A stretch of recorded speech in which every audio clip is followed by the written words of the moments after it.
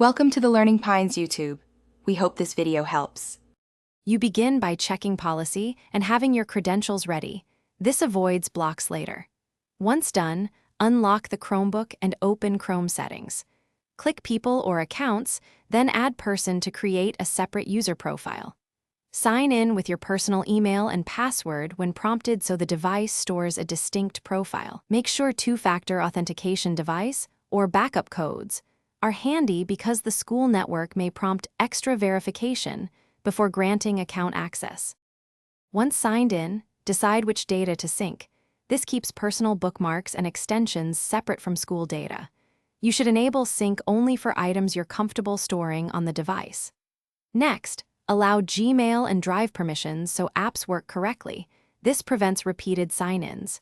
If your personal account prompts for two-step verification, complete that flow now and add recovery options. Doing these steps reduces interruptions and ensures your personal account functions smoothly alongside any school mail. Finish by testing email send/receive and opening a Drive file to confirm access.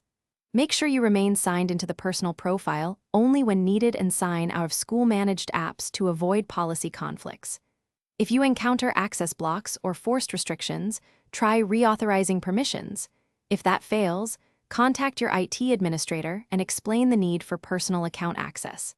As a fallback, set up an offline email client or use your phone, since some school Chromebooks restrict cloud sign-ins. Thanks for watching. Consider subscribing if we helped you.